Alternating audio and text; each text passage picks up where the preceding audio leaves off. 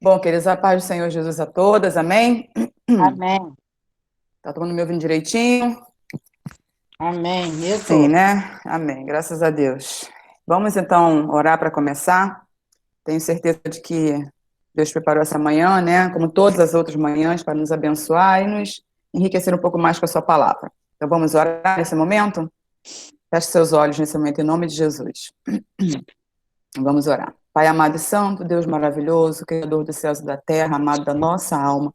Eu quero te louvar, meu Senhor, e te bendizer por todas as tuas bondades, maravilhas, misericórdias, por todo o teu agir, Senhor, para conosco, que são atos de bondade, atos de fidelidade, atos de proteção, atos de segurança, atos de amor.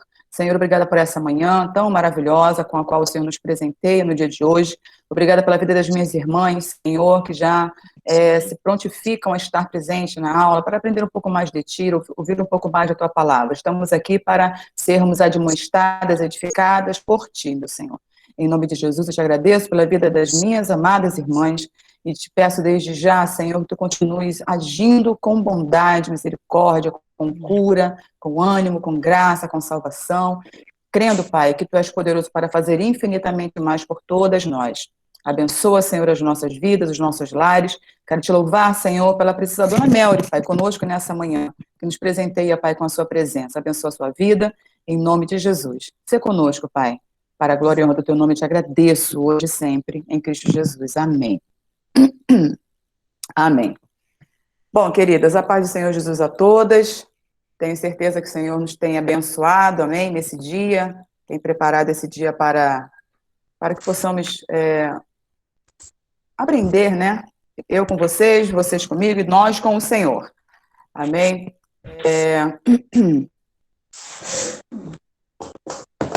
Tem alguém aí com o microfone aberto. Acho que é Célia. Peraí. Desativa seu microfone aí, Célia, por favor. Eu tô com fone e fica chiando o tempo todo aqui no meu ouvido.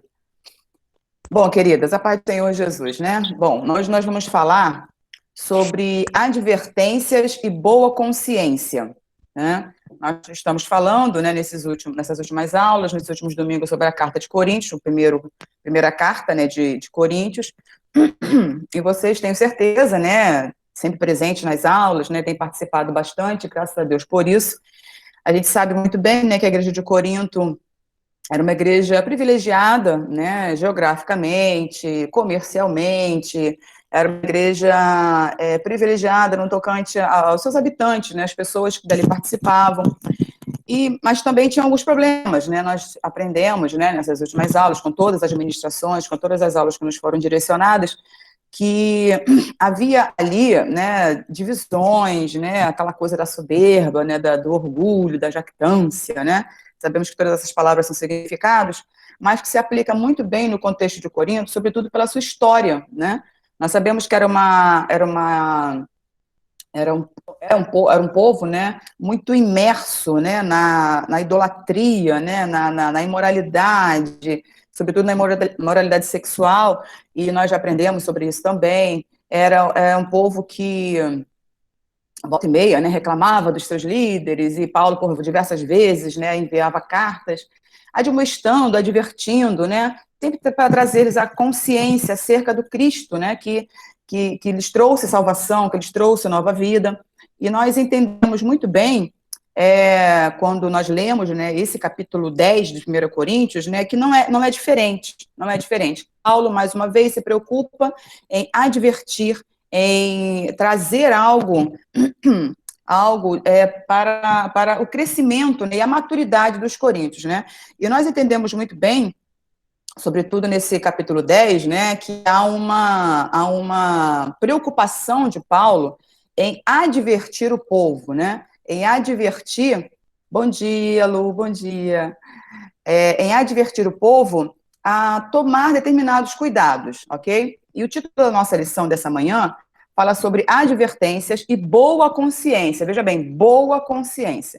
Aí eu pergunto a vocês, né, como me é bastante comum, né? Eu sempre faço isso. Vamos lá, perguntinhas. O que vocês entendem por advertência? Quero ouvir vocês nesse momento. O que vocês entendem por advertência? Quando eu falo advertência, Qual o significado que vem à tua mente? Qual a palavra que vem à tua mente? O que você entende por advertência? Vamos lá. É chamar a atenção da pessoa, é dar um aviso de que tem alguma coisa errada, né? Isso, exatamente. Exatamente. Mais alguém que falar alguma coisa? É minha mãe dizendo, eu te avisei, hein? Eu te avisei. Isso aí, exatamente. Gente, é perfeito, né? A palavra aviso, ela sintetiza muito bem o significado da palavra advertência. E vejam bem, a advertência não é a punição, não é a sanção, né? E também não é a repreensão em si, ok? É interessante que a gente guarde isso na nossa mente e entenda que a advertência é realmente um aviso, é um aviso.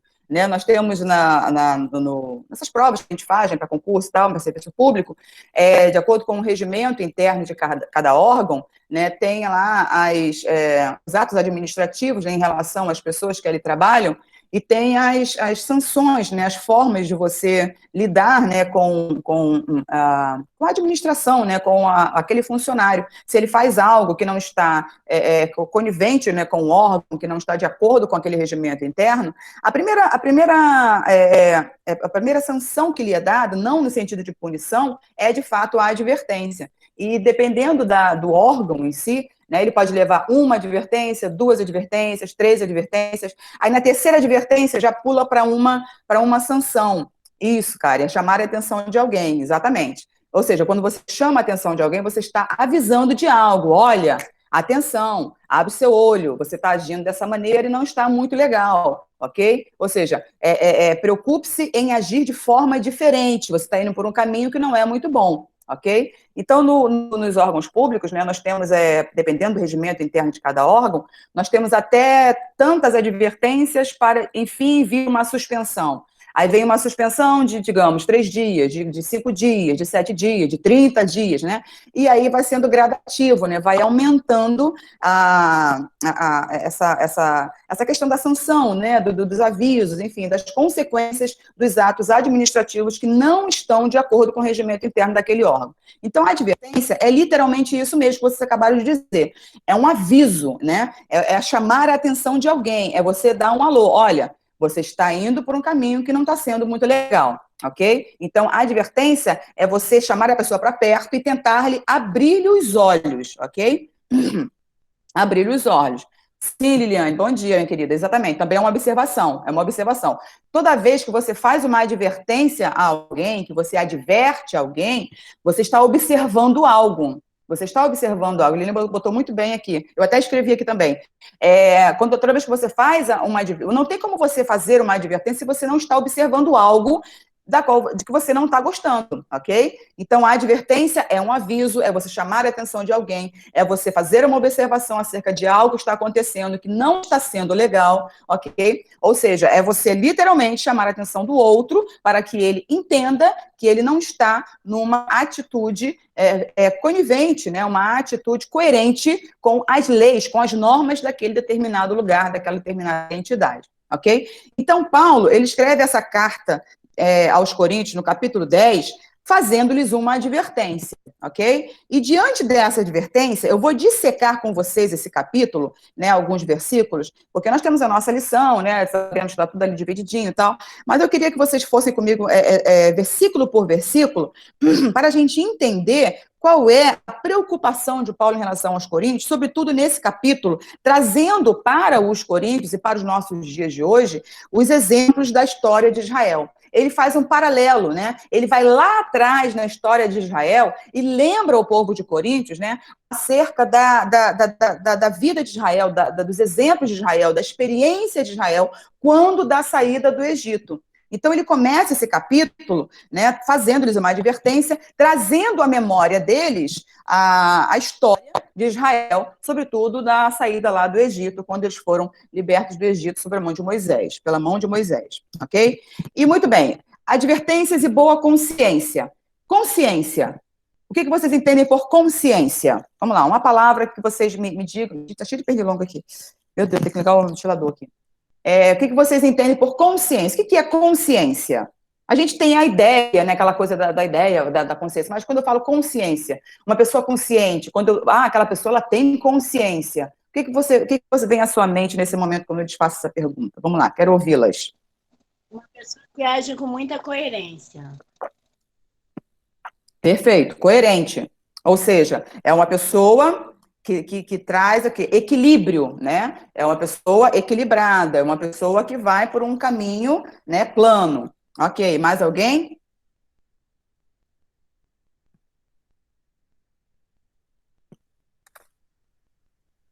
Tan, tan, tan, tan. Não? Bom, é isso mesmo, gente. Consciência tem a ver uma pessoa que conhece, Karen, uma pessoa ajuizada, centrada, Lu, isso aí, que tem conhecimento. Ok, exatamente. É tudo isso aí mesmo, gente. Vocês estão de parabéns. Olha, a mulherada tá nota 10, isso aí. Bom, vamos lá. Mas aí eu quero perguntar a vocês. A consciência, bom senso também, exatamente. Bom senso. Percepção das coisas também, Liliane, exatamente. Perfeito. Mas aí eu pergunto a vocês, a consciência ela está ligada ao coletivo ou ao indivíduo em si? É uma questão coletiva ou ela é individual? Para mim é individual. Mais alguém? Exatamente, é individual, ok? É individual. A pessoa que tem consciência é uma pessoa que ela tem, isso aí, individual, exatamente. A pessoa que tem consciência é uma pessoa que conhece os aspectos do seu interior, ok? Ela sabe... Ai, por favor, achei que pernilongo aqui. Ela tem, ela conhece, né? Ela tem conhecimento dos seus aspectos interiores, da sua condição e conhecimento do que é certo e do que é errado, ok? Quando a gente fala que aquela pessoa, ela é uma pessoa consciente, ou seja, ela é uma pessoa equilibrada, ela tem bom senso, ela sabe discernir entre o certo e o errado, o que é bom e o que é ruim. Uma pessoa consciente não é uma pessoa perfeita, não é uma pessoa perfeita. Né? Eu queria que vocês entendessem isso e guarde isso no seu coração. Uma pessoa consciente não é uma pessoa perfeita, não é uma pessoa que está sempre nas graças do povo, né, sorrindo, tudo para ela é muito bom, é muito lindo, muito maravilhoso. Não. Uma pessoa consciente é uma pessoa que traz sempre uma linha de equilíbrio, uma palavra de equilíbrio, uma visão acerca do que está realmente acontecendo. Ainda que ela não tenha uma resposta concreta para solucionar um problema, ela aponta alguns caminhos que com certeza vão convergir naquela resolução. Ou seja, uma pessoa consciente é uma pessoa que sabe olhar, que sabe observar, é uma pessoa que sabe fazer bom uso das suas escolhas, é uma pessoa que sabe discernir, ou seja, e isso tem a ver com a sua concepção de vida, tem a ver com a sua concepção e com a sua observação, ou seja, uma pessoa que tem boa consciência é uma pessoa que enxerga um pouquinho mais além. A gente, né, nós temos nossos filhos, né, e volta e meia a gente, né, a gente tem lá os nossos probleminhas, né, nossas discussões, né, nossos embates, né, sobretudo para quem tem filho adolescente, filhos mais jovens, filhos com um pouco mais de idade, que já tem as suas consciências formadas, né, que já tem a sua noção, né, de vida, ou seja, já sabe muito bem, né, enxergar, né, essa concepção de mundo. A criança não tem essa concepção, então, por favor, não exija você que é mãe de criança, pai de criança, enfim, né, nós que somos mães e você é pai de crianças ainda, né, que ainda estão aí na primeira infância, não exija dele uma consciência. Não, você tem que ter consciência, rapaz. É claro que às vezes a gente fala isso, mas por uma questão de... Diminui só um pouquinho, por favor. Mais por uma questão de discurso, né? Mas a gente sabe que a consciência tem a ver com as nossas experiências. E uma criança não tem ainda aquela experiência de vida para saber discernir o que é certo e o que é errado. Obviamente, nós, como pais, estamos, né, nós estamos colocando essas crianças num caminho de observação. Olha, eu já falei para você que isso aqui não é legal. Eu já falei que isso aqui, para você, que isso aqui não faz bem. Eu já falei que isso aqui vai dar num caminho não muito bom. O resultado disso aqui não vai ser favorável. então tome cuidado. Então, nós estamos aí trabalhando a consciência dessa criança para que futuramente ela venha a ser, de fato, um adulto consciente, ou seja, um adulto equilibrado, um adulto que saiba fazer boas escolhas, que tenha um poder de discernimento entre as questões da vida e optar sempre pelo mal menor, né, vamos dizer assim, para situações mais favoráveis a ele, que melhor lhes fizer, ok? Então, consciência tem a ver com o indivíduo. Consciência tem a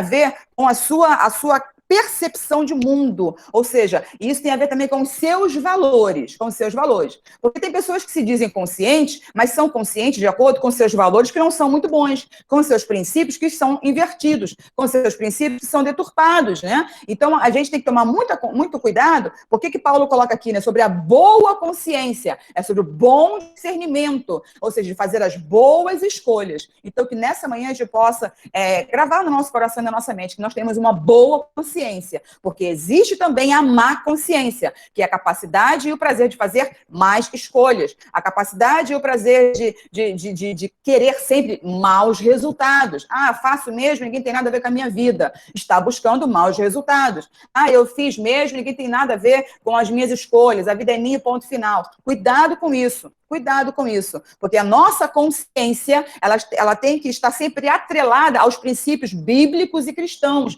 Ou seja, por isso que lá em Romanos fala que nós devemos moldar o nosso entendimento, ou seja, moldar a nossa consciência, trabalhar a nossa consciência para podermos sempre, na maioria das vezes, nem sempre a gente vai conseguir, obviamente, mas na maioria das vezes podermos fazer boas escolhas entre o mal e o bom, escolher o bom, entre o pior e o menos pior, escolher o menos pior, enfim, que sejamos abençoados através de atos de boa consciência, ok?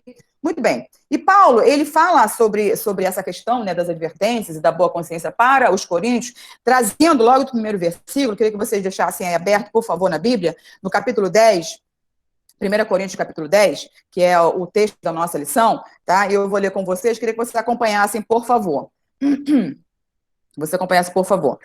Diz assim, primeiro versículo. Ora, irmãos, eu estou com a minha Bíblia, é uma outra versão, tá? Porque a minha NVI, ela tá com ela tem a letra avermelhadinha, ela é meio vinho, né? Ela é muito pequenininha, e esse meu óculos aqui já passou da validade já. Ele já foi até quebrado, mas aí deu uma consertadinha nele, né?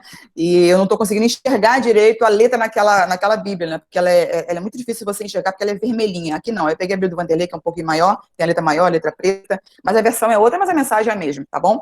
Então vocês acompanhem comigo, por favor. Diz assim, ora, irmãos, não quero que ignoreis que nossos pais estiveram todos sob a nuvem e todos passaram pelo mar, tendo sido todos batizados assim na nuvem como no mar, com respeito a Moisés.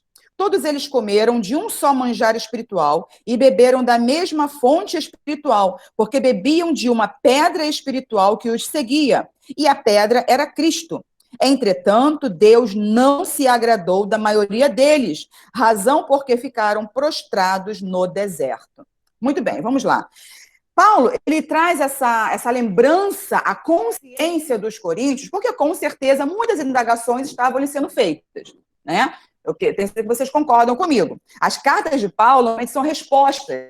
As cartas de Paulo normalmente são caminhos, né? São apontamentos. Olha, eu estou sabendo que vocês estão assim, assim, assado. Então, tomem cuidado. Então, se Paulo está falando dessa maneira para os coríntios, é porque, com certeza, está sendo observado no meio dos coríntios um comportamento não condizente com aquilo que ele ensinou, ok? Então, Paulo traz a memória dos coríntios, os exemplos da história de Israel. E ele vai lá, no que nós conhecemos da palavra de Deus, lá em Êxodo, capítulo 14, capítulo 16, 17, se não me engano, números também, né, que falam, não vamos ler porque são textos muito grandes, mas vocês conhecem a história, né, quando os israelitas são libertos do Egito, né, da mão de Faraó, sob a liderança de Moisés, e eles, né, se colocam a caminho, né, eles fogem do deserto, eles saem do deserto, eles fogem do Egito, não é? E ali eles passam por muitas e muitas situações. E vejam bem, Paulo, nós vamos, né, ler aqui, vamos dissecar esses versículos, nós vamos entender que Paulo vai lembrando a eles das bênçãos que Israel teve, né, no seu caminho, dos milagres que eles provaram, das muitas maravilhas que eles viram dos israelitas, né, do povo lá de Israel, quando saíram do Egito, e ainda assim, como diz aqui no versículo 6, ou melhor, no versículo 5, perdão, Entretanto, Deus não se agradou da maioria deles, razão porque ficaram prostrados no deserto. Muito bem. Queridas, é interessante, né? E aí eu quero começar a falar com vocês sobre a nossa situação, muitas vezes, que às vezes a gente não entende, às vezes a gente nem se dá conta, né, do que está acontecendo, na nossa vida espiritual mesmo, né, na nossa vida como um todo. E aí eu faço um alerta a vocês, que Paulo fala, né, aqui na carta, né, que a gente entende, e está também lá na revista, para nós tomarmos cuidado com a presunção. Com a presunção. Ou seja, o que é uma pessoa presunçosa? É uma pessoa que acha que sabe tudo, né? É uma pessoa que acha que não tem mais nada para aprender. É uma pessoa nossa, ela é a sabedoria em pessoa, né? Ela não está ali para aprender, ela não está ali para entender nada, enfim. Ela já sabe tudo. O conhecimento, ela é o conhecimento, ok? É uma pessoa presunçosa, uma pessoa cheia de si mesma, uma pessoa muito orgulhosa, né? Uma pessoa, aquela coisa do narcisista, né? Apaixonado pela sua própria imagem. Né? Então, nós temos que tomar muito cuidado com isso, porque a gente pensa logo, né? Não, eu não sou assim porque eu sirvo ao Senhor, porque eu ouço meu irmão, eu respeito o meu líder, né? E tudo mais. Mas muitas vezes, na nossa caminhada, a gente tem algumas atitudes, né, de presunção que algumas vezes a gente não se dá conta. Ok? Aí é necessário que o Senhor venha a nós, através do seu Santo Espírito, e nos leve lá para trás, né, como Paulo está fazendo aqui com os Coríntios, e nos faça lembrar de quem nós éramos, da onde o Senhor nos tirou, do que Ele fez em nossas vidas, e nos trazer a consciência, né, de que se nós estamos hoje de pé e bem na presença do Senhor, adorando ao Pai, tendo esse conhecimento da sua palavra, tendo essa iluminação do seu Espírito na nossa vida como um todo, é porque um dia alguém, né, que é o Senhor, teve misericórdia de nós. Então, é necessário tomarmos muito cuidado com essa questão da presunção, né? E aí eu faço um apelo a você, esteja sempre aberto ao conhecimento, esteja sempre, tome sempre cuidado de estar lendo a sua Bíblia, ok? De estar sempre se deixando admoestar, exortar e edificar por essa palavra. Porque Paulo está falando aqui para os coríntios, ele falando, olha, eu quero que vocês se lembrem, não ignorem o que os nossos pais tiveram lá nos nossos antepassados, lá quando saíram do Egito. E ele usa um termo aqui muito interessante, né, no versículo 2, que fala, tendo sido todos batizados, assim na nuvem como no mar, com respeito a Moisés. Esse batismo aqui não é o batismo que nós conhecemos, né, por imersão, enfim, né, por não imersão, essa coisa toda. Não é esse batismo, não. Mas sim no significado em si do batismo. Quando Paulo está falando no batismo na nuvem e no mar, ou seja, na nuvem e na água, ele está falando da experiência que se tem da proteção de Deus, ok? Porque quando nós sabemos a história lá, quando eles saíram do Egito, eles estão andando no deserto, o povo de Israel está caminhando no deserto, né? No deserto de dia é um sol de matar e à noite é um frio que estremece. Então, o que o Senhor providencia para Israel? Durante o dia, né, uma nuvem, né, que está ali sob o povo de Israel, e eram muitas pessoas, eram milhões, milhares de pessoas quando saíram, não era um povo pequeno, não era um povo grande, era um povo numeroso, ok? E Deus providencia uma nuvem para lhes proteger do sol durante a sua caminhada. E à noite tem aquela coluna de fogo para lhes proteger do frio. Vejam só como Israel prova dessa maravilha, prova dos milagres de Deus. Queridos, foi a geração que mais provou e que mais viu os milagres do Senhor, da parte do próprio Deus. E, no entanto, foi a geração mais reprovada. De milhões e de milhares de pessoas, apenas 2, lembram muito bem disso, entraram na Terra Prometida, que foi Josué e Caleb, foram Josué e Caleb. Por quê? Porque ficaram prostrados, porque murmuraram, porque fizeram coisas, né, que desagradaram muitíssimo ao Senhor e foram ficando no meio do caminho. Por conta da murmuração e da má consciência, das más escolhas, não chegaram ao seu destino no tempo devido. Né? Eu lembro que uma vez um professor nosso lá da EPOI, né, ele falava que se eles tivessem seguido, né, direitinho lá o caminho, eles tinham levado um tempo infinitamente menor do que levaram. Ou seja, se não me engano, eu não lembro agora o tempo direitinho que ele falou, mas eles levaram 40 anos andando, caminhando, né, ali em meio ao deserto, e ali as pessoas foram morrendo, as pessoas foram se perdendo, as pessoas foram sendo, enfim, né, foram sendo mortas, literalmente, e o povo não tomava uma atitude de adoração ao Senhor, ficava naquele cai e levanta, naquele cai e levanta, naquele cai e levanta, que desagradava terrivelmente ao Senhor. E, no entanto, a misericórdia e a providência de Deus não se afastava daquele povo. E Paulo está falando para Israel: não ignoreis o que nossos pais tiveram sob a nuvem e passaram pelo mar, tendo sido batizados na nuvem como no mar, com respeito a Moisés. Ou seja, ele está falando, olha, os nossos pais foram um com Moisés. Quando eu e você somos batizadas no Senhor, lá na nossa atitude de fé, né, de confissão, de entrega ao Senhor, quando nós nos tornamos membros de Cristo, nós confessamos com os nossos lábios. Não é aquela pessoa que pergunta, né? Você crê que o Senhor Jesus morreu por você na cruz do Calvário, que ele ressuscitou da cirurgia para a salvação, para a sua salvação, e por isso você está hoje? Faz aquelas perguntas, né, que são muito comuns, né, que são próprias ao evento, né, à cerimônia em si. Ou seja, por quê? Porque naquele momento, quando eu fui batizada, a velha Catilene ficou ali sepultada, e nasce uma nova criatura para a glória do Senhor. Ou seja, há uma atitude de arrependimento, há uma atitude de renúncia, né? E a partir daquele momento que você ressurge das águas, você passa a ser um com Cristo, porque você passa a ser membro do corpo de Cristo. E a partir do momento que você é membro do corpo de Cristo, você admite para si essa identidade, né? Se você pegar o seu dedo, né? Vamos um exemplo bem bobo aqui, o seu dedo é o seu dedo, o meu dedo aqui, o indicador, é o dedo da Catilene. Porque tem aqui a marca da Catilene, tem aqui o DNA da Catilene, tem aqui as marcas da Catilene, é o sangue da Catilene. Esse dedo tem a minha identidade. Então, a partir do momento que você é membro do corpo de Cristo, você tem a identidade de Cristo. Então, tome muito cuidado com as suas atitudes, com as suas escolhas, do uso que você está fazendo com a sua consciência. Ok? Porque nós somos um com Cristo. E Paulo está advertindo aqui aos Coríntios, olha, os nossos pais no passado foram um com Moisés. A partir do momento que nós confessamos a Cristo, nós estamos sendo um com ele. E aqui eles estão falando, olha, eles foram batizados na nuvem e na água com respeito a Moisés. Ou seja, eles estavam sendo um com o seu líder. E, no entanto, eles não tomaram as atitudes corretas diante de tantas maravilhas que viram, não é verdade? Muito bem, vamos lá, vamos prosseguir. Todos eles comeram de um só manjar espiritual e beberam da mesma fonte espiritual, porque bebiam de uma pedra espiritual que os seguia. Aqui nós temos os tipos, né? Falando da própria presença, né? Como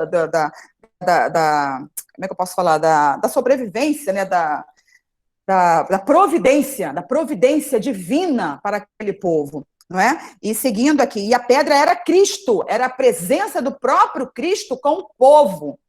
E vejam bem, um povo que caminha em meio ao deserto e vê tantos milagres, prova de tantas maravilhas, e ainda assim não tem as suas vidas transformadas. E aí eu quero abrir um parêntese. É muito interessante essa questão do milagre, né? Às vezes, a gente vê tanta gente hoje em dia indo atrás de milagres, né? Igrejas lotadas, todo mundo indo atrás de milagre. Irmãos, milagre é muito bom. Eu quero milagre na minha vida, você também quer milagre na sua vida. Quem não quer milagre?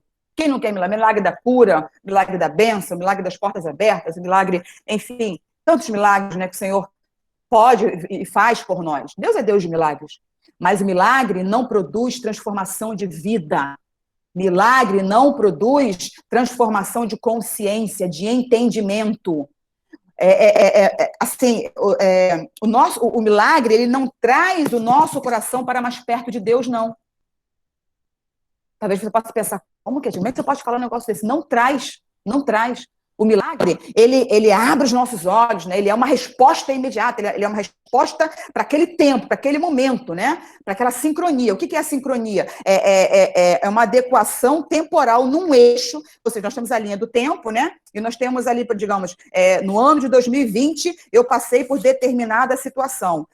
Temos aí a pandemia, né, que surgiu no ano de finalzinho de 2019 e ano de 2020.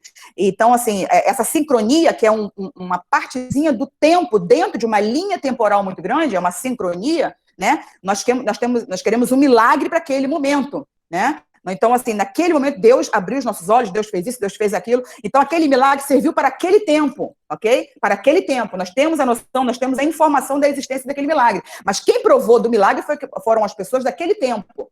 Agora, e tem também a questão do milagre diacrônico. O que é um milagre diacrônico? O que é o entendimento diacrônico? É o entendimento dos acontecimentos na sua linha temporal, ok? É quando você não tem um recorte temporal, um eixo temporal de ano a tal ano. Não, ela é eterna, ela é aquela linha que não tem fim. Isso é uma questão diacrônica. ok? Então, o milagre, ele é sincrônico, ele acontece naquele momento, naquele eixo temporal, naquele tempo da sua vida. E louvado seja Deus se você for alvo desse milagre. Agora, esse milagre não traz para você a certeza de que seu coração vai estar mais perto de Deus. Você, obviamente, tem a sua emoção tocada, a sua mente, né, tocada. Nossa, o Senhor operou um milagre, louvado seja Deus. Mas se você não tiver uma atitude de submissão e fidelidade ao Senhor, aquele milagre vai passar, você vai se esquecer do que aconteceu, okay? Aquela novidade vai perder a sua validade e você volta à vida de antes, como se nada tivesse acontecido, com apenas a lembrança daquele milagre. Amém? Vocês concordam comigo? Milagre não produz mudança de vida. Milagre não produz transformação de consciência. Prova disso é o povo de Israel aqui no meio do deserto, que foi liberto lá do Egito, que foi liberto lá da escravidão, provou do maná, provou da rocha fluindo água, provou da nuvem que os protegia do sol, provou da coluna de fogo que os aquecia à noite. Irmão, eu chego a me emocionar. Falar da maravilha do Senhor é uma coisa assim, muito, muito incrível, né? Assim, é muito lindo, é claro que eu fico imaginando, aí a gente pensa, né, se eu tivesse lá eu teria feito diferente. Será mesmo, queridos? Irmãos, não seja movido por milagres. Milagre é muito bom, eu quero milagres para a minha vida, mas se eles não acontecerem, Deus vai continuar sendo Deus na minha vida. Deus tem que continuar sendo Deus na sua vida. Amém? Porque o que traz para nós a mudança de vida, queridos, é um coração voltado para o Senhor de uma forma inteira. É um coração que se submete. Lembra daquela aula que nós tivemos algum tempo atrás? É um coração contrito, é um espírito quebrantado. Esse é o maior milagre. Esse é o maior milagre. Amém? É você acordar todos os dias e ao abrir os seus olhos, você pensar, nossa, eu estou viva, louvado seja Deus. É o milagre da vida, é o milagre da oportunidade. Não o milagre, eu estou vivo. Sim, isso é um milagre, mas tipo assim, é oportunizar as situações. Opa, mais um dia que o Senhor me dá, mais uma oportunidade de glorificar o seu nome, mais uma oportunidade de conhecer ao meu Deus, mais uma oportunidade de estar com a minha família, mais uma oportunidade de viver, mais uma oportunidade de lutar, mais uma oportunidade de acreditar, oportunidade também de errar. Amém? Também de errar, porque a vida é isso. Ela é um pacote completo. Amém? Mas a gente quer os milagres da epifania, a gente quer os milagres da pirotecnia, a gente quer o terremoto, né, quebrando a rocha, como lá no episódio lá de Elias. A gente quer o terremoto, o vento que derruba tudo, que fende a rocha ao meio. E a brisa suave a gente não quer. A brisa suave, pelo amor de Deus, mesmo culto, a mesma palavra, a mesma situação, pelo amor de Deus. Ô vida, ó azar. Não, queridas, em nome de Jesus. Há milagre de Deus na nossa vida todos os dias. Há milagre de Deus na nossa vida todos os dias. Sabe o que é? A presença dele conosco. A presença dele conosco. Amém? A fé produz milagres, mas o milagre que produz fé. Isso aí, Liliane, isso aí. Eu tenho fé, eu creio, é uma oportunidade que o Senhor me dá. Os milagres maravilhosos, os milagres transcendentais são incríveis e nós queremos sim para as nossas vidas, mas eles não vão determinar quem nós somos. Com ou sem milagres, Deus é Deus na nossa vida. Amém? Então, Paulo fala para eles, versículo 5, entretanto, Deus não se agradou da maioria deles, razão porque ficaram prostrados no deserto. Ora, estas coisas se tornaram exemplos para nós, a fim de que não cobicemos as coisas mais como eles cobiçaram. Se Paulo está falando a fim de que não cobicemos as coisas mais como eles cobiçaram, por que está falando isso? Porque Paulo está lembrando aqui de que quando eles estavam no deserto, eles começaram a murmurar, né? Começaram a reclamar, começaram a desejar novamente o que eles tinham lá no deserto, lá no Egito. Né? Então, ele está falando, eles cobiçaram as coisas mais, eles cobiçaram o que eles tinham lá atrás. Né? E agora Paulo está falando que nós não venhamos a fazer como eles cobiçaram. Então, aqui os coríntios estão cometendo um ato que desagrada muito ao Senhor, que é a cobiça, que é a inveja, é a saudade daquilo que não agrada ao Senhor. É querer voltar à vida de antes. E quando nós queremos voltar à vida de antes, quando nós começamos a reclamar, né, aí nós vamos entrar num outro quesito, né, num outro exemplo, que é o da murmuração, também pecado aqui do povo de Israel e também do povo de Corinto, né, mas eu já vou me antecipando. Quando a gente murmura, né, quando a gente começa a falar daquilo, o que é uma murmuração? É simplesmente uma reclamação? Murmuração é simplesmente uma reclamação? Vamos lá, repita, falem comigo aí. A murmuração, ela é simplesmente uma reclamação? Vamos lá.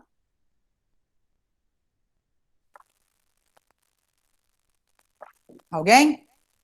A murmuração em si, ela é simplesmente uma reclamação?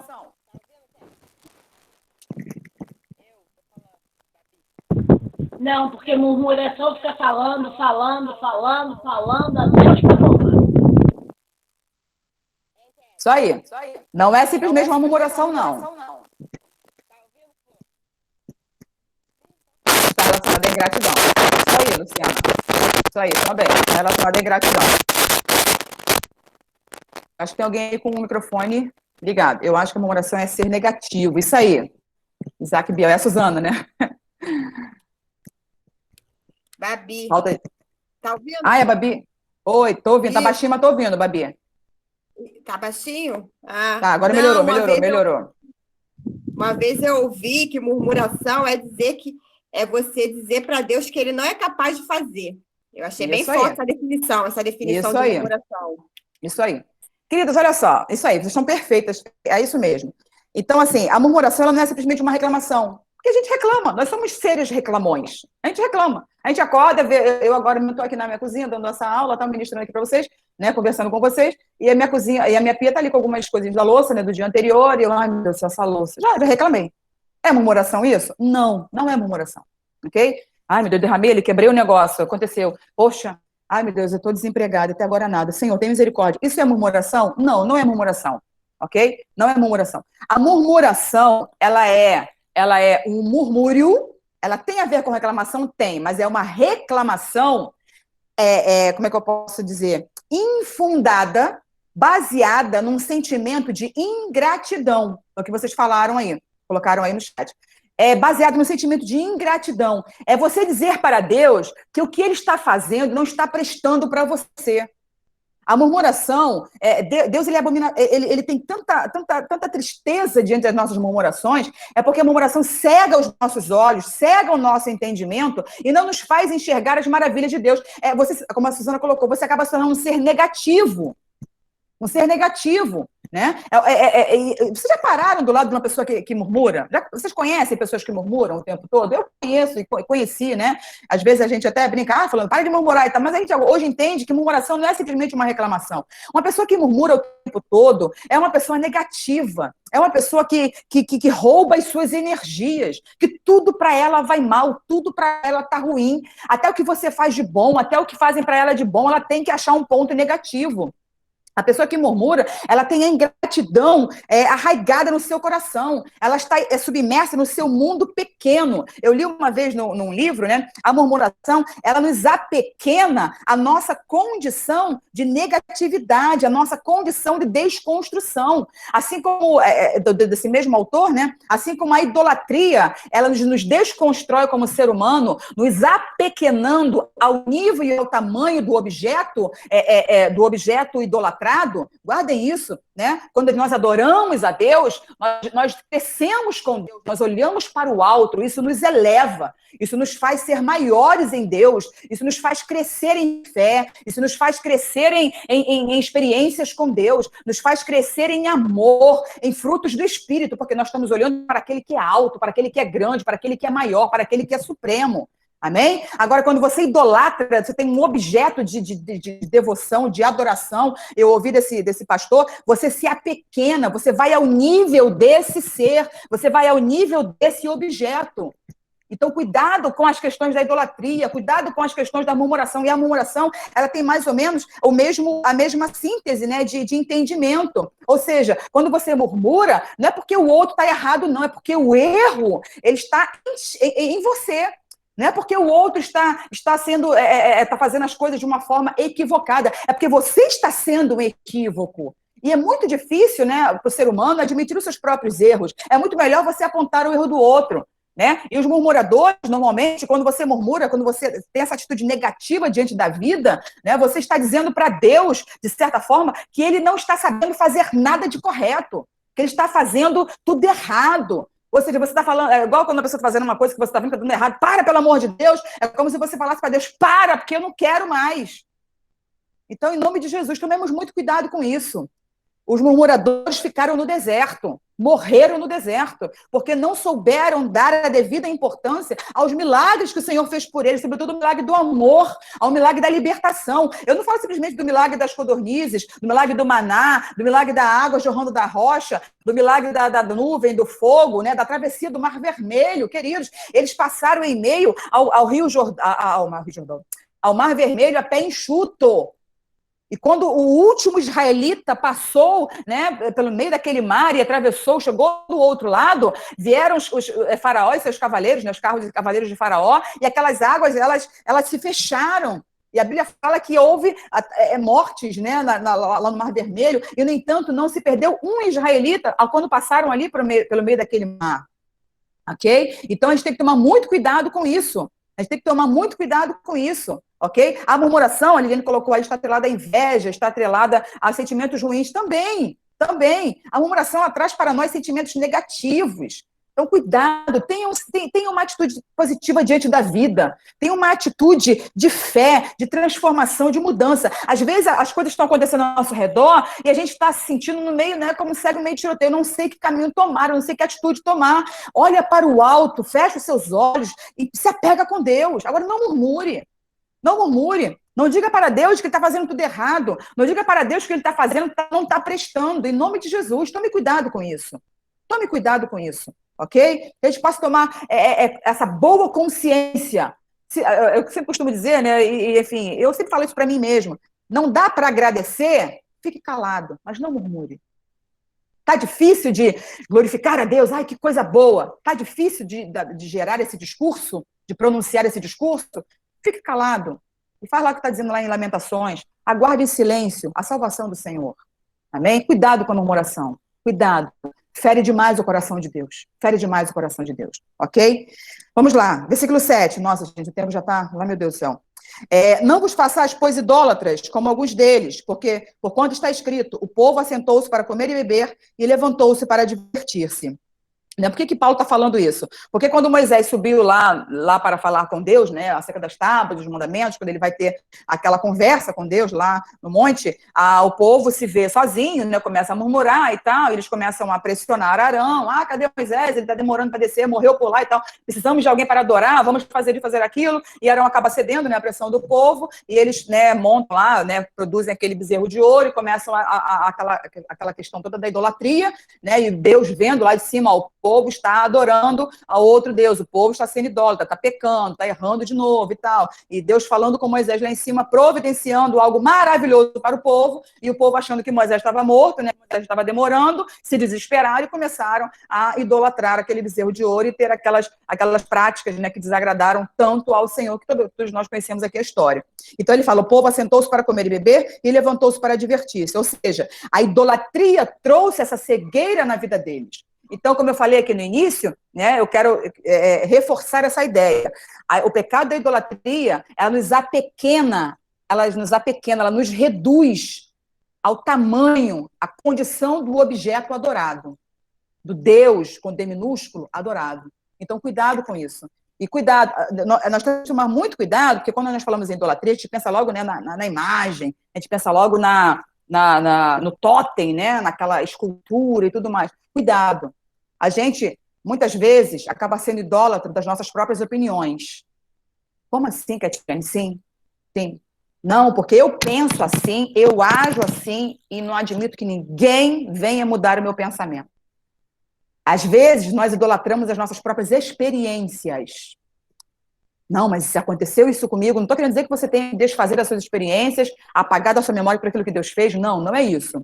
Às vezes, nós temos experiências negativas, experiências das quais nós nem devemos nos orgulhar, nos alegrar, né? E a gente toma aquele momento da nossa vida, a gente coloca num lugar de devoção e aquilo serve de parâmetro para tudo na sua vida. Não, você está fazendo isso, mas eu fiz isso, isso e isso. Eu passei por isso, isso e isso. Aí, por conta da idolatria a essas situações, por conta da idolatria a essas experiências, por conta da idolatria a essas opiniões, a gente desfaz dos outros. A gente não enxerga o problema do outro. A gente não enxerga o nosso próximo. A idolatria, queridos, ela cega o homem a tal ponto que ela só enxerga a si mesmo, mediante o reflexo do objeto adorado. Vocês estão conseguindo entender o que eu estou querendo dizer com isso? Porque a gente pensa logo na idolatria como aquele ser, né, como aquela coisa construída, aquela coisa montada. E hoje em dia, as artimanhas do nosso adversário, elas mudaram, tá? Elas mudaram. Né? Estamos num momento de grandes filósofos, né, de grandes pensamentos, das militâncias, né, das ideologias, e não, porque o mundo não é mais o mesmo, e não é mesmo, de fato, né? Mas a gente tem que tomar muito cuidado para não perdermos os nossos princípios rudimentares, lá na palavra de Deus, na Bíblia Sagrada, ok? Aquilo que nós aprendemos como vida cristã, como aquilo que agrada ao coração do Pai. Então, cuidado com a supervalorização da sua opinião, porque tem pessoas que saem das igrejas, que abandonam o caminho do Senhor, porque são contrariados. Não agiu da forma como eu pensei, não fez como eu queria, então vou embora. Está se achando demais, está idolatrando a sua própria condição. Isso desagrada ao Senhor também. Cuidado. A idolatria também pode ser de cunho psicológico, de cunho ideológico, ok? E não simplesmente devocional, aquela coisa concreta que você toca, que é tangível. Não, cuidado. Tá? Cuidado com o pecado da idolatria. A gente idolatra sentimentos, a gente idolatra pessoas, a gente idolatra opiniões, a gente idolatra ideias, a gente idolatra experiências, quer sejam positivas ou negativas. E a gente toma aquela situação ideológica ou não, né, de experiência ou não, de vida, enfim, e a gente toma aquilo como parâmetro, né? Toma aquilo como parâmetro. Se não for de acordo com o que eu penso, com o que eu acredito, para mim não presta. Cuidado, isso também é idolatria. Cuidado, ok? Vamos lá. Versículo 8. E não pratiquemos a imoralidade como alguns deles o fizeram e caíram num só dia 23 mil. Né? Nós sabemos aqui também, está lá em Êxodo, né? Acho que não me engano, capítulo 14, 16, quando o povo de Israel, né, pratica, né, o pecado da imoralidade, né, com as mulheres moabitas, né, e Deus se desagrada terrivelmente com aquela situação e chega para os líderes, né, e fala, olha, eu quero que vocês matem todos os cabeças do povo, os líderes do povo, né, para que sirva de exemplo, porque dessa forma não pode continuar, e a Bíblia fala, né, que foi uma matança geral, né, um israelita se levanta, vai lá e entra na tenda e mata o israelita que está ali com aquela moabita, enfim, e aí ali começa aquela guerra ali entre eles mesmos, né, e num só dia, né, é interessante que Êxodo fala 24 mil, né, e aqui Paulo fala 23 mil, mas enfim, a gente não sabe se é erro da escrita, né, da impressão, ou se alguns vieram a morrer depois, enfim, não sei, mas enfim, é que morreram muitas pessoas, por conta do pecado da imoralidade. Nós já tivemos aqui uma aula sobre a imoralidade sexual, sobre a imoralidade e seus aspectos destrutivos na vida do ser humano. Cuidado com a imoralidade sexual, cuidado com a imoralidade da sua vida, cuidado com o pecado, esse tipo de pecado, porque ele te desconstrói como ser humano. Por quê? Porque você está desconstruindo, desfazendo daquilo que o Senhor te deu como o maior presente, que é o seu tempo, que é o seu corpo. Ok? Então, cuidado, você é mordomo do seu próprio corpo, você é mordomo da sua própria vida. Aquela coisa, meu corpo, minhas regras, né? Tudo isso está no máximo, meu corpo, minhas regras, isso é bom, isso é bonito, mas de acordo com a palavra de Deus, é templo do Espírito Santo, eu tenho que cuidar dele, eu tenho que tratá-lo com carinho, amém? Porque foi moldado pelas próprias mãos do Criador. Ok? Então, cuidado com o pecado da imoralidade. E Paulo adverte os coríntios sobre isso também. E é interessante quando ele fala isso para os coríntios, porque, irmãos, era difícil para os coríntios, realmente, lidar com essa situação de imoralidade, porque era algo cultural. Nós aprendemos isso aqui também. Era algo cultural, era algo religioso. E a gente sabe, né? Nós que já vivemos no mundão, a gente sabe como é difícil você se desatrelar, né, com essas práticas, né? Com coisas, com manias, com práticas, com hábitos, né, que desagradam ao Senhor, que a gente sabe que não faz bem, e a gente precisa abandonar aquilo. É prática de fé, é prática de abandono, é prática de renúncia, ok? Então que a gente possa tomar muito cuidado em relação a isso também. Paulo fala isso também para os coríntios.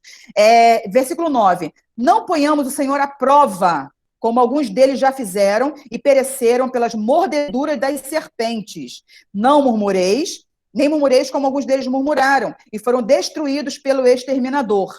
Ok? Aí eu pergunto a vocês, o que é pôr o Senhor à prova?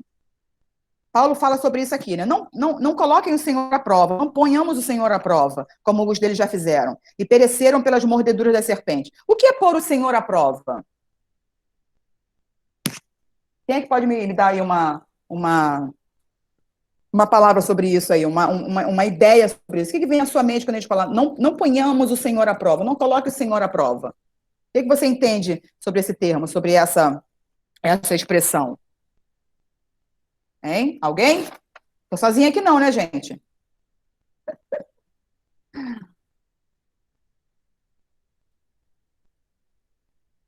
Ninguém? Bom, vamos lá. Não pôr Deus à prova é você não testar a paciência de Deus. É você, somos nós, né? Não como é que eu posso dizer aqui? É você ficar testando Deus. Ficar testando Deus. Sabe aquele adolescente, aquele filho que o pai fala, não vai por aí, não faz isso, não faz aquilo. Aí ele se acha, né, o aventureiro, né? O aventureiro vai lá, que nada, qualquer coisa. Ele acha que os seus pais vão sempre tirá-lo das situações mais controversas possíveis. Ele acha que vai ter sempre o perdão do pai, que nunca vai ser castigado, né? Ele acha que os pais... O que a Suzana botou aí? Eu acho que é tipo dizer, eu vou pecar e depois Deus perdoa. Também, é isso aí. Deus perdoa mesmo, né? Fazer o quê? Isso aí, perfeito, Suzana, é isso aí. Então, assim, é achar que aquilo não vai gerar consequência. E se gerar, não vai ser tão ruim assim. Né? É se aventurar num caminho no qual você nem sempre terá o livramento de Deus. Colocar Deus à prova é se aventurar numa trajetória na qual você nem sempre tem a certeza de que Deus está com você. E que se caso ele não estiver e houver a consequência daquela situação, ele vai te abrandar, né? Ele vai acalmar, ele vai, né, te abraçar, porque Deus é Deus de amor, Deus é Deus de misericórdia. Queridos, queridas, cuidado com esse pensamento, cuidado. A gente pensa muito nos adolescentes, né, nos filhos, né, que fazem muito isso com os pais, né?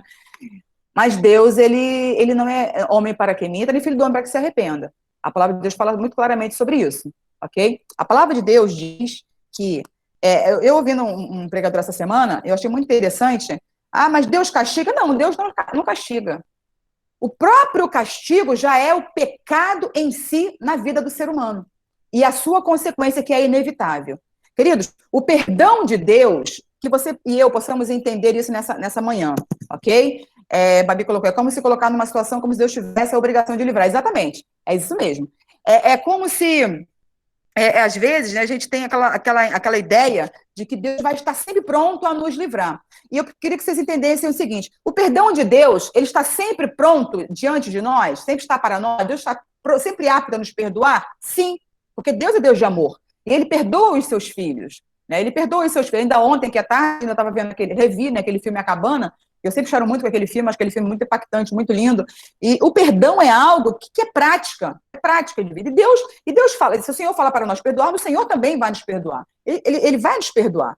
Diante de um coração contrito e um espírito quebrantado, há perdão de Deus para as nossas vidas. Só que esse perdão restaura a nossa consciência para com Deus, a nossa vida para com Deus. Ele traz aquele equilíbrio, ele traz aquela paz de que realmente o Senhor, ele não me puniu, né? Mas aquele perdão não vai anular as consequências do meu pecado.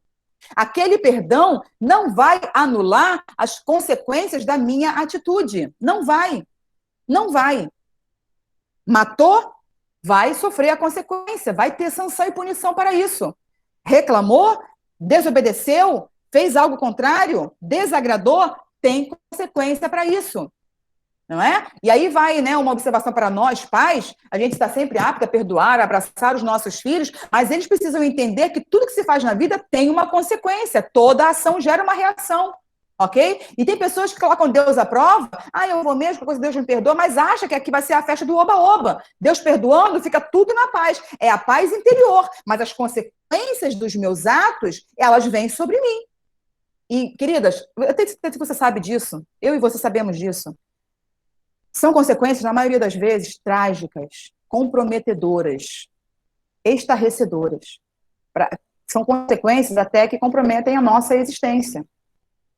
Às vezes a gente toma atitudes que a gente, né, às vezes a pessoa toma atitudes tão terríveis, né, se aventuram no caminho de decisões tão erradas, de situações tão controversas, ficam doentes, pegam doenças, passam por acidentes, por situações assim, estou falando da questão da mobilidade, né, do físico em si, isso sem falar das questões psicológicas, das questões sociológicas, enfim, É muito complicado. E as pessoas ainda assim se aventuram no caminho de desagrado ao Senhor, achando que Deus está aí para nos livrar em todo o tempo. Não, queridos.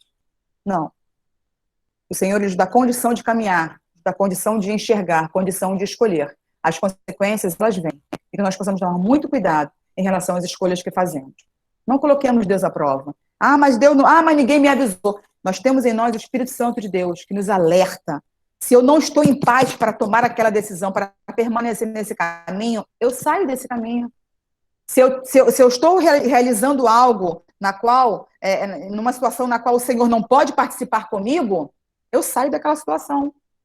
Amém? Porque se o meu coração não está em paz, se a minha mente não está em paz, Deus não está naquilo. Deus não está naquilo. Tomemos cuidado. Não ponhamos Deus à prova. O perdão de Deus está para nós, a partir do momento que nos arrependemos. Aquele que confessa e deixa, lá no livro de Provérbios fala, aquele que confessa e deixa, alcança a misericórdia. Aquele que está sempre no mesmo erro, Provérbios 29 fala, será quebrado sem que haja cura. Ou seja, ao limite da paciência de Deus. Não é que Deus venha, acabou, pai, vai. Não. São as consequências que são inevitáveis, elas vão se acumulando, elas vão se aglomerando, elas vão crescendo, e chega, na maioria das vezes, a um determinado ponto que não tem mais volta. Não ponhamos Deus à prova. Não brinquemos com Deus. Deus não é Deus de brincadeiras. Amém? Como igual um pastor falava, Deus não é menino. Deus é Deus. Amém? Deus não é o aluno. Deus é o professor. Nós somos os alunos. Ok? Deus não é discípulo. Ele é o mestre. Nós somos os discípulos. Então, que nós possamos tomar cuidado com relação a isso. Ok? Muito bem. Vamos lá para o versículo 11. Estas coisas lhe sobrevieram... Meu Deus do céu, a aula já foi embora. Essas coisas lhe sobrevieram como exemplos e foram escritos para a advertência nossa, olha a palavra advertência aí, de nós outros sobre os fins dos séculos que têm chegado. Aquele, pois, que pensa estar em pé, veja para que não caia. Não vos sobreveio tentação que não fosse humana, mas Deus é fiel e não permitirá que sejais tentados além das vossas forças. Pelo contrário, juntamente com a tentação, vos proverá livramento e sorte para que possais suportar. Versículo 12, aquele, pois, que pensa estar em pé, veja que não caia. Vamos observar esse versículo rapidinho aqui? Aquele, pois, que pensa estar em pé. É interessante, né? Se determinada pessoa está pensando que está em pé, porque, na verdade, ela não está tão em pé como ela pensa que está. Você concorda comigo? Pode dizer amém? Amém. Você está falando, aquele, pois, que pensa estar em pé, é quase que uma questão de sarcasmo, né? Paulo está meio que, olha, você que pensa que está abafando, abre o teu olho. Tem alguma coisa acontecendo aí que você não está conseguindo enxergar. Aquele que pensa que está em pé, que é o bonzão, que é a boazuda e tal, cuidado, abre teu olho. Você não está tão em pé, tão ereto como você pensa que está, não. Ok? É isso que Paulo está falando. Cuide para que não caia. O que ele está falando? Olha, você que pensa que está caminhando aí num caminho maravilhoso, de bênção, de maravilhas e tudo mais, olha, o abismo está bem aí à sua frente, abre seu olho, cuidado. É isso que Paulo está falando. Você que pensa, né, que está bem, que está agradando ao Senhor, que está fazendo tudo as mil maravilhas, abre seu olho. O agrado do Pai não está totalmente voltado para você, não. Você não está agradando tanto a Deus assim, não. Então, o que Paulo está falando, olha, tome cuidado para que você não caia. Você que pensa estar em pé, você não está tão ereto como você pensa que está.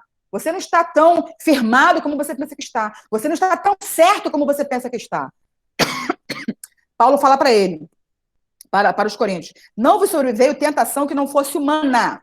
Ou seja, tudo que nós passamos está para todos os homens. O seu problema não é maior do que o fulano, não, o que muda é a dimensão, é o tempo. Porque determinadas situações para você podem ser terríveis e, de repente, se eu for passar por algumas situações pelas quais você também já passou, eu vou ter uma outra postura, né? Uma outra visão. Por quê? Porque a minha condição é diferente da sua. Né? Tem pessoas que sentem muita dor, tem pessoas que já sentem menos dor, tem pessoas que passam, né, por perdas, né, de parentes e tudo, e fica passando por situações tão controversas, né, e querem morrer e tudo, e tem outras pessoas que já passam, né, numa serenidade, traz aquela paz e tal. É condição humana, é você, ok? Você passa por aquelas situações, né, e você tem as suas condições, né, enfim, você tem as suas reações, e as minhas reações nem sempre vão ser iguais às suas, ok? E o que está falando aqui, olha, não sobreveio a vós tentação que não fosse humana, mas Deus é fiel e não permitirá que sejais tentados além das vossas forças. E é mais lindo ainda, pelo contrário, juntamente com a tentação, vos proverá livramento, de sorte tu possais suportar. Aí, quando a gente pensa que, a gente lê essa palavra tentação, a gente pensa, mas Deus tenta alguém? Não. Essa palavra que tentação, ela vem do grego, tá? Ela vem do grego e ela está mais para a provação, tá? Para a ideia de provação, de prova.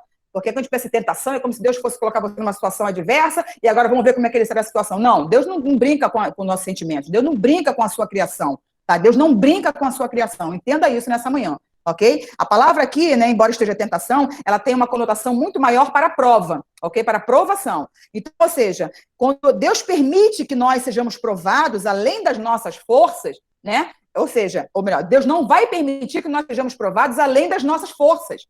Aí eu acho tão lindo esse versículo na parte B do versículo parte C.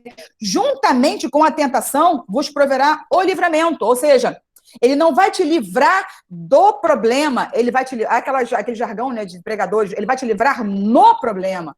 Junto com a provação, irmãos, é interessante, né? Você está no meio da prova, você está no meio de uma situação controversa, numa situação de dificuldade, de doença.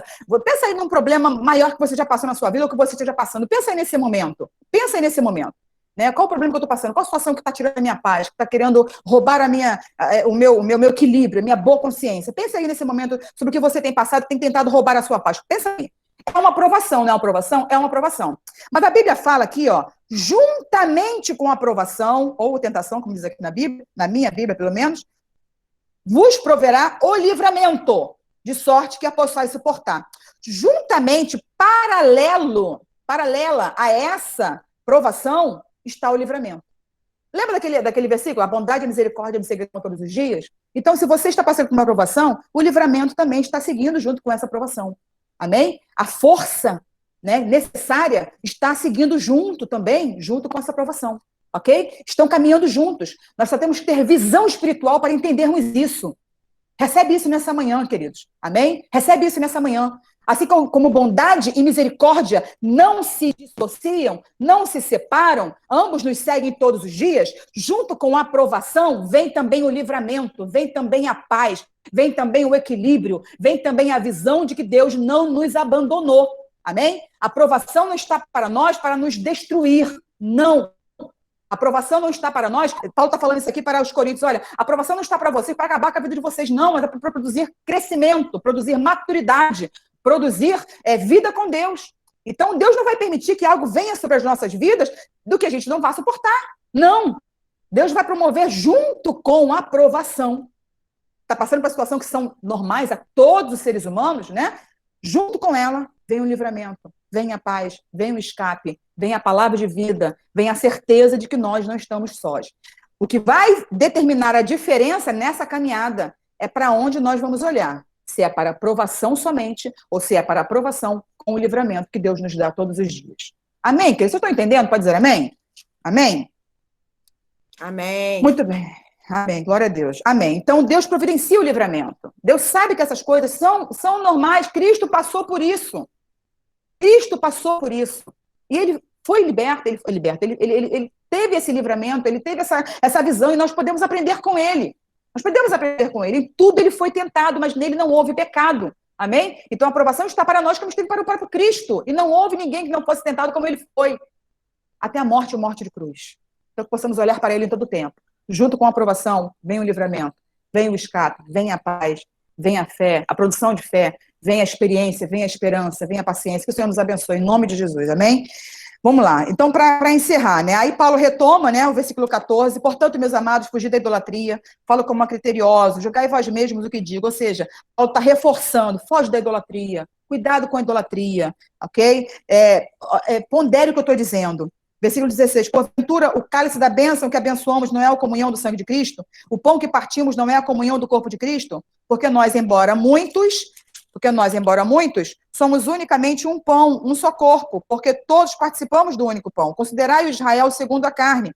Não é certo que aqueles que se alimentam dos sacrifícios são participantes do altar? Que digo, pois, que o sacrifício ao ídolo é alguma coisa? Ou que o próprio ídolo tem algum valor? Antes digo que as coisas que eles sacrificam é a demônios que as sacrificam e não a Deus.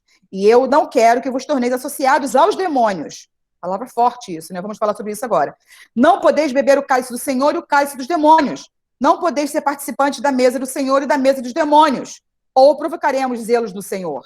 Somos, acaso, mais fortes do que ele? Muito bem, queridos, rapidinho, já estou começando a encerrar, para a gente entender. Por que Paulo escreve dessa forma, né? Fazendo essa alusão, essa comparação ao pão e ao sangue de Cristo, né? Ele usa os elementos da ceia. Ou seja, o que acontecia muito nessa época de Corinto? Nós sabemos que tinham os templos, né? E tinham as ofertas lá, as libações, as ofertas que eram levadas para os templos. E a gente sabe muito bem que os animais que eram imolados, né? As ofertas que eram realizadas ali, eram os animais mais perfeitos, né? Eram os animais mais propícios, né? Mais bonitos, mais inteiros, mais saudáveis, ok? E sempre sobrava. E sempre... Oi, Lúcia, perdi essa parte. Qual a colocação da palavra? Tentação no texto. A parte da tentação, o texto. No finalzinho, versículo 13. Versículo 13, 10, 13. 1 Coríntios 10, 13, Lúcia. Muito bem. Então, assim, a carne que ia, né, para o sacrifício, né, lá para os templos, era da melhor qualidade. Mas ela nem sempre na maioria das vezes, essa carne não era totalmente utilizada, ok? Ela não era totalmente preparada. Então, sobrava parte dessa carne, sobrava parte desse alimento. Então, o que acontecia? Como era sobra, mas era de um alimento bom, era de um animal perfeito, né? Era uma carne de boa qualidade. Então, o que acontecia? Essa carne de boa qualidade, essa carne que sobrava das ofertas lá no templo, né? Das ofertas que eram feitas, elas iam para os mercados. Elas iam para os mercados, vendidas a um preço mais barato, porque era sobra, era uma carne boa, né, de boa qualidade, mas era sobra. Então elas iam para os mercados e eram vendidas. E Paulo está falando aqui, né? E nós vamos ler mais à frente, né? Sobre, a partir do versículo 23, ele vai falar mais propriamente sobre isso, mas antes de entrar nesse ponto, eu quero por que Paulo fala dessa forma acerca da comunhão, né, com o cálice do Senhor, com o corpo do Senhor, fala do pão, fala do sangue, ou seja, o que ele está querendo entrar no assunto é o seguinte: a partir do momento que você idolatra um ser, enfim, né, um Deus aí, você tem um objeto de idolatria, você é um com ele. Você é um com ele. Falamos sobre isso aqui um pouco mais atrás, ok? Você é um com ele. O que Paulo está falando? Quando você toma do pão e bebe do cálice, você não está trazendo para si a memória, né, do sacrifício de Cristo, e através desse ato de fé, através desse sacramento, você nos torna um com Cristo. Isso não te traz paz, não te traz aquela sensação de dever cumprido, porque você se tornou um com aquele momento, com aquela situação. Um com o pão, um com o sangue, um com o próprio Cristo. Você se torna uma unidade com aquela divindade. E no tocante à idolatria é a mesma coisa. E Paulo está falando, cuidado quando vocês vão idolatrar ou sacrificar algum ídolo ou olhar para uma outra direção. Quando vocês estão idolatrando e devocionando a esse ídolo, a esse ser, vocês estão se tornando um com eles. Por quê? Porque eles tomavam, né, essas atitudes em relação a esses seres, né, idolatrados, e Paulo está falando, assim como você se torna um ao comer do pão com Cristo, um ao beber do vinho com Cristo, você se torna um com esse ser idolatrado também. Então, Paulo está trazendo essa realidade para eles, como fala lá no versículo 19. Que digo, pois, que o sacrifício ao ídolo é alguma coisa? Ou que o próprio ídolo tem algum valor? Antes digo que as coisas que eles sacrificam é a demônios. Ou seja, ela está falando, a partir do momento que você participa de um banquete no qual o objeto sacrificado não é para adoração a Deus, e você participa daquilo, você está coexistindo com aquele ato de adoração que culmina na adoração a demônios. Porque, irmãos, atrás de um ato de idolatria, irmãos, é uma palavra forte? Mas é uma idolatria, se você não está adorando a Deus, não está devocionando a sua vida ao Senhor, queridos, você está adorando ao diabo. Você está dando, né, você está oportunizando a sua vida a Satanás. E ele fala assim, aqui, né, no versículo 21, não podeis beber o cálice do Senhor e o cálice dos demônios, não podeis ser participantes da mesa do Senhor e da mesa dos demônios, ou provocaremos zelo no Senhor, ou seja, vamos provocar a ira do Senhor? Cuidado com isso. Somos, acaso, mais fortes do que ele? Queridos, em nome de Jesus, cuidado com determinados alimentos. É isso que Paulo está falando aqui. Se você sabe que determinadas situações não glorificam a Deus, não participe dessas situações. Se você sabe que determinadas escolhas não têm aprovação de Deus, em nome de Jesus, foge, porque as consequências são terríveis e muito comprometedoras. Se eu estou fazendo algo que não agrada ao Senhor, vai ficar no meio do caminho? Não, agrada ao nosso adversário. Não tem como você participar do cálice do Senhor e do cálice dos demônios. Ou você serve a Deus, ou você serve a Baal. Não é isso que fala lá no livro de Deuteronômio? Então vamos tomar muito cuidado com isso, com as nossas escolhas, com tudo que nós pensamos, com tudo que nós fazemos, ok? Aí versículo 23 fala, todas as coisas são lícitas, mas nem todas convêm. Todas são lícitas, mas nem todas edificam. Aí, né, essa parte que eu falei aqui do mercado, ninguém busca o seu próprio interesse, sim o de outrem. Comei de tudo que se vende no mercado, sem nada perguntar, por motivo de consciência, porque do Senhor e a terra é a sua plenitude. Veja bem, essa parte que é muito interessante, que Paulo está falando assim, tá no mercado para vender? Então compra, come, não há problema nisso, é a sua consciência. Agora, olha o que interessante que ele fala, versículo 27. Se algum dentre os incrédulos vos convidar e quiser dizer, comei de tudo que for posto diante de vós, sem nada perguntardes por motivo de consciência. Ou seja, você está sendo convidado para um banquete na casa de algum incrédulo, e nós temos parentes incrédulos. Nós temos, nem todo mundo, né, da nossa família, do nosso convívio, do nosso trabalho, né, é só participante da mesma fé. Não, com certeza não, é a vida, é o nosso contexto social. Agora, Paulo está falando aqui de uma situação que ele fala, olha, mas não pergunta nada por questão de consciência, porque se você souber que aquilo foi oferecido, você tem que fugir, não come. Porque a Bíblia também fala que se bebedes alguma coisa mortífera, comedes ou bebedes alguma coisa mortífera, né, e você não tem consciência daquilo, aquilo não vai te fazer mal algum. Agora, se você come consciente de que aquilo não agrada ao Senhor, que aquilo é sacrificado a demônios, ok? Que aquilo não é sacrificado para a glória do Senhor, você tem que fugir, você tem que correr, porque Deus não está sendo participante com você naquela situação. Os irmãos estão entendendo? Pode dizer amém? Ok? Amém. Amém. E é isso aí, amém. Então, ou seja, aí ele fala, não pergunta nada por motivo de consciência, não pergunta nada, está sendo convidado? Vai com a sua fé, vai com a sua postura, participa e se alegra, Deus vai te livrar. Agora, se você for perguntar, se for preencher e tal, e souber que aquilo realmente está sendo oferecido, foi sacrificado, e que é em relação a alguma divindade e tal, irmão, não participa. Não é que aquilo, aí Paulo fala, não é que aquilo vai te fazer mal, literalmente, né? Pode até não fazer, é apenas um ato de alimentação ou coisa parecida. Mas os incrédulos vão ver e vão te apontar. Os fracos na fé ou os iniciantes na fé não vão entender nada. Então, por conta dessas pessoas que Paulo fala aqui do nosso próximo, a gente tem que tomar muito cuidado. Aí ele fala, a questão da liberdade cristã. Ninguém busca o seu próprio interesse, sim o de outrem. Algumas atitudes a gente vai fazer, nem sempre é para o nosso bem-estar, porque nós achamos correto. Às vezes, na nossa atitude, a gente não está fazendo mal a ninguém. Mas a gente vai agir com uma determinada sobriedade, né, com um equilíbrio, com uma consciência de que aquilo pode desagradar o meu irmão. Então, para não fazê-lo fraquejar na fé, eu retiro a minha mão daquela situação. É isso que Paulo está falando. E os coríntios estavam fazendo isso direto. Está no mercado para comprar? Não pergunta nada. É carne boa? Está barata? Aproveita a oportunidade. Agora, se você sabe que aquilo foi sacrificado, se aquilo vier ao teu entendimento, não come. Foge disso. Se livra disso, ok? Se a gente souber que a pessoa que vende não professa a mesma fé. Não consegui ler o restante, Babi. Saiu rapidinho aqui da minha tela. Se você quiser falar, está aqui ouvindo. Não consegui ler tudo, não. Se a pessoa que vende não professa... Pode falar.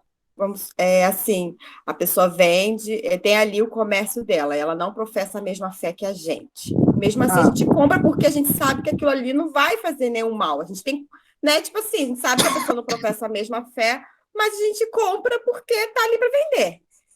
Tem algum erro nisso? Não. Claro que não. Até porque aí você tem consciência que a pessoa não professa a mesma fé. Aqui é uma situação muito, muito isolada, tá? Paulo está falando aqui de uma situação isolada. Ele está falando do alimento que era sacrificado a ídolos, né? Porque tinham vários templos pagãos, né? Lá em Corinto, inclusive temos lá o templo de Afrodite ou Vênus, né? Que é a mesma divindade, que é hoje uma das 7 maravilhas do mundo. Enfim, então muitas coisas eram levadas para aquele templo, inclusive os sacrifícios de animais existe desde que o mundo é mundo. Né? Não somente em relação lá no templo, né, de Israel e tudo, no tabernáculo, né? E nos outros templos também isso é muito comum. Então, aqui é uma situação isolada em relação ao que se era comprado. Se você sabe que aquilo foi sacrificado, você não compra. Agora, se a pessoa tem um comércio, você sabe que aquela pessoa não professa a mesma fé, tem lá as suas ideologias, mas você precisa daquilo que você está comprando, compra. Se estiver barato, compra até mais do que precisa. Aproveita a oportunidade. Amém? É uma situação completamente diferente. Tá? Até porque se a gente for agir dessa forma, querido, a gente vai deixar de fazer tanta coisa, não é? Então, aqui é uma situação isolada. É quando você sabe, né, que a situação é completamente contrária, avessa enfim, ao que nós professamos, né, como princípios e valores bíblicos, né, ao nosso procedimento como fé cristã, ok? Tá ok? Entendido? Bom, vamos lá. Então, versículo 28 para encerrarmos. Porém, se alguém vos disser isto é coisa sacrificada a ídolo, não comais. Aí, né, corroborando o que eu acabei de falar. Se alguém vos disser isso é coisa sacrificada a ídolo, não comais, por causa daquele que vos advertiu e por causa da consciência. Poxa, se eu sei que aquilo foi sacrificado a ídolo, é uma carne boa, é uma carne bonita, tá? Mas eu sei que foi sacrificado? Não, é melhor não. Melhor não, né? É melhor não. Por conta da boa consciência. Por conta da boa consciência. Consciência, digo, não a tua propriamente, mas a do outro. Mas a do outro. Então, nem sempre nós vamos fazer tudo o que nós queremos e achamos correto, querido. Nem sempre. Nem sempre nós vamos fazer tudo o que nos agrada. Não é porque está certo ou errado. Mas você vai trazer paz ao outro, eu vou agir dessa maneira, para trazer paz ao coração dele. Está começando na fé agora, está confuso, né? Está iniciando agora a sua caminhada. Então, não vamos dar o mocotó para ele agora, não. Vamos dar o leitinho, quentinho, morninho, e aos pouquinhos ele vai crescendo. E, por enquanto, vamos corroborando para o crescimento da sua fé, do seu crescimento em Cristo Jesus, em relação ao próximo, ok? Vamos lá, versículo 30. Se eu participo com ações de graças, porque hei de ser vituperado por causa daquilo que dou graças. Portanto, quer comais, quer bebais, ou façais outra coisa qualquer, fazei tudo para a glória de Deus. Não vos torneis causa de tropeço nem para judeus, nem para gentios, nem tampouco para a igreja de Deus. Assim como também eu procuro em tudo ser agradável a todos, não buscando o meu próprio interesse, mas o de muitos para que sejam salvos. Sede meus imitadores, como também eu sou de Cristo. Querido, um exemplo muito claro é a nossa família. É a nossa família. Nossos filhos, nós que somos mães, né, que somos pais, a gente deixa de fazer tanta coisa por causa dos nossos filhos, né? Ele me agrada tanto, mas é para o bem dele? Eu vou deixar de comprar isso para mim, vou fazer isso para ele. Eu estou precisando tanto, mas vamos lá, né? Vamos fazer bem a ele. O fulano está precisando, então vamos lá. É mais ou menos isso. É renunciar-se um pouco a si mesmo em prol do outro. É por isso que Paulo está falando, tudo que for você fazer, faça para a glória de Deus. Se for fazer bem ao outro, esforce-te para fazer, ok? Isso traz paz, isso traz equilíbrio, isso traz vida com Deus, ok? Então, queridos, que o Senhor vos abençoe. Eu tinha até separado algumas coisas aqui para ler, mas não dá tempo, tá? Eu só quero que vocês possam continuar, né, nessa intenção de conhecer mais a Deus, nessa intenção de aprender mais de Deus, de ler mais a palavra. Enfim, E corroborando com o que eu acabei de dizer aqui, né, acerca dessa ministração, que vocês possam, que nós, eu também, eu e vocês, possamos entender, de uma vez por todas, que tudo que nós fazemos tem que apontar para o alto, para Deus. Nem sempre vai ser, porque nós não somos perfeitos, mas a nossa intenção constante deve ser essa, ok? A nossa real intenção, a real intenção do nosso coração tem que ser essa, agradar ao Pai em todo o tempo, ok? Sabe que alguma coisa está sendo sacrificada, que aquela situação não glorifica o nome do Senhor, sabe que aquela situação não está corroborando para a glória de Deus, foge. Também não vai se apresentar como crente santarrão, não, né? Batendo o pé, sai correndo, não é isso não, tá bom? Usa da sua sabedoria, usa do seu discernimento, diz não com educação, ok? Porque aquela pessoa, enfim, aquela situação, enfim, ela também precisa do amor de Deus, também precisa ser abraçada pelo Senhor, deixa a porta aberta, ok? Se você entrou numa casa e a situação que se apresenta ali não corrobora para o crescimento da sua fé, para a sua vida com Deus, sai sabiamente, sai com sabedoria e deixa a porta aberta. Diante de uma situação de necessidade, de tragédia, de tristeza, enfim, em que eles precisem de uma palavra de sobriedade, uma palavra de paz, uma palavra de amor, de direção, eles vão se lembrar daquela pessoa que se mostrou equilibrada diante de uma situação que eles sabiam, que eles sabem, né? As pessoas sabem que, você é crente, você não pode fazer isso. Nem sempre sabe, às vezes o mundo tenta ditar o que nós podemos, o que nós não podemos fazer. Coitados, né? Mas, enfim, nós somos livres, a liberdade cristã está para nós, mas é uma liberdade com responsabilidade.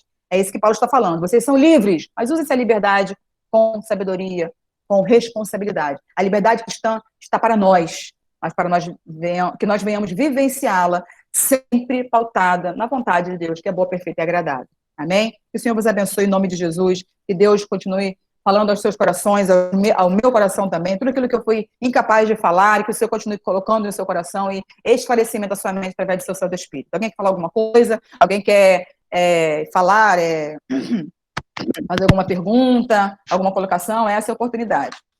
Vem falar. Quer. Oi. Quer. Oi, pode falar. Não quero trazer nenhuma colocação e nenhum acréscimo. Eu quero apenas te parabenizar. Assim, hoje foi verdadeiramente, cara, uma das ministrações mais lindas que eu já ouvi, mais profundas, né? Tenho a certeza que você foi muito usada por Deus. Oi, Jesus, misericórdia. Sério? De verdade, assim, é lamentável como algumas pessoas buscam a presença de Deus de outra maneira, né? De outro jeito.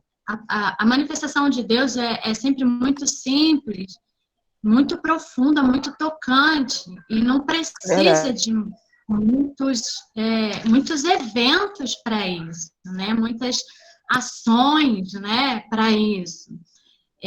Eu até comentei, assim, até peço perdão a Deus, porque cheguei a cogitar a possibilidade de cancelar a aula e o culto hoje, né? Porque era carnaval. Eu, poxa, sempre no carnaval a gente não tem culto, aí a gente vai ter. Quando a Dailton postou que iria ter aula de escola dominical, ele não cancelou. Mas louvado seja o nome do Senhor, porque de verdade foi uma ministração muito profunda, Cat, muito profunda mesmo. Sinta-se privilegiado por poucas pessoas são tão usadas como você foi usada hoje. Então, eu quero te parabenizar por ser esse instrumento de Deus hoje para as nossas vidas e que, de verdade, a consciência foi a palavra-chave, né, dessa aula e que, naquele grande dia, nós não seremos tratados como inocentes, como pessoas que não sabiam o que o que tinha que fazer de certo, né, e pessoas que não sabiam o que não era, que era errado. Nós sabemos o que é certo, o que é errado, e que nós venhamos ter a consciência de tudo aquilo que nós aprendemos da parte do Senhor e colocar em prática. Parabéns pela aula, que Deus continue te abençoando. Beijo. Amém, querida. Beijo, obrigada, querida. Deus abençoe. Toda glória e toda honra ao nome do Senhor. Que bom que vocês gostaram. Deus continue falando no seu coração. Amém. Amém, queridas. Amém. Amém. Bom. Amém. Oi. Também só agradecer, Cat, uma bênção mesmo, faço das palavras da Karen as minhas, e a gente vê como a maturidade, né, cristã traz essa bagagem, né, pra gente. Então, realmente, assim, tudo que você falou, assim, foi de toda essa bagagem, né, que você tem aprendido com o Senhor, né, e hoje, sabiamente, trouxe isso de forma muito esclarecedora. Uma bênção mesmo. Deus te abençoe, minha linda. Amém, menina. Obrigada. Deus abençoe. Glória a Deus por isso. Amém. Amém, queridas. Obrigada. Oi, pode falar. Quem está falando? Você é merecedora de todos esses elogios. Você que nada. Eu te amo, querida. Ótima. Também te amo. Sua pregação, tá? Amém. Também amo vocês. Amém, amém. Amém, glória a Deus. Querida, amém, tá? Deus continue abençoando, obrigada pelas palavras, mas tudo é para a glória do Senhor, tá? Tudo é para a glória de Deus. Tenho certeza que o Senhor vai continuar falando dos nossos corações, né? O Senhor vai continuar ministrando, né, aos nossos corações, tudo aquilo que eu fui incapaz de falar. Eu sei que eu falo muito rápido, às vezes, né? Eu tenho tantas folhas aqui, mas a gente vai falando, e acaba realmente passando por cima de algumas coisas. Mas Deus sabe todas as coisas. Eu agradeço a Deus pela paciência de vocês, tá? Pela alegria, né, de tê-las aqui. Mas eu louvo a Deus pela vida de vocês, tá? Louvo a Deus mesmo pela vida de vocês. Amo vocês de todo o meu coração, tá? Que Deus continue abençoando a vida das minhas amadas irmãs. E tenham certeza, tá? Que possamos, né, continuar seguindo o exemplo de Paulo, dessas admoestações, né? Que possamos, como ele falou aqui no versículo 33, né? Em tudo ser agradável a todos, nunca perdendo a sabedoria, nunca perdendo o discernimento, nunca deixando de ser quem nós somos realmente. Paulo é um exemplo perfeito disso, tá ok? Então, que o Senhor continue abençoando a vida de vocês, em nome de Jesus, tá bom? Vamos então orar para encerrar. Eu vou pedir para a Suzana Pedir para a Suzana orar para nós encerrarmos. Hoje à noite, né, temos o nosso culto, né, que nós possamos continuar aproveitando essas oportunidades que o Senhor tem nos dado, mesmo em meio à pandemia, né, mesopandemia, né, em meio à pandemia, Deus tem trazido tantas verdades aos nossos corações, nos dado cultos tão abençoados, né, realizado tantos milagres em nossa casa, né, graças a Deus por isso. Amém? Louvado seja Deus. Amém. Deus abençoe. Suzana, pode orar então, para nós encerrarmos? Oremos. Amém. Senhor, nosso Deus, nosso Pai, te agradecemos, Jesus, por essa manhã de bênção, Senhor, em que Tu trouxeste para nós, Senhor, a Tua palavra de uma maneira tão especial, tão linda, através da Tua filha, Senhor, que tem se colocado, Senhor, diante de Ti, Pai, para ser instrumento nas Tuas mãos, Senhor. Muito obrigada, Senhor, pela vida da pastora Catilene, Senhor. Muito obrigada pela vida das nossas irmãs e pastoras que aqui estão conosco. Continua abençoando a cada uma de nós, continua trazendo a tua luz, a luz da tua palavra para nós, para que não fiquemos, Senhor Jesus, desapercebidas nesse mundo, Senhor. Muito obrigado por tudo. Continua guardando os teus filhos durante esse domingo e esses dias, Senhor, de feriado e por todo esse ano, Senhor, venha nos abençoar cada vez mais. Em nome de Jesus, desde já te pedimos e te agradecemos. Amém.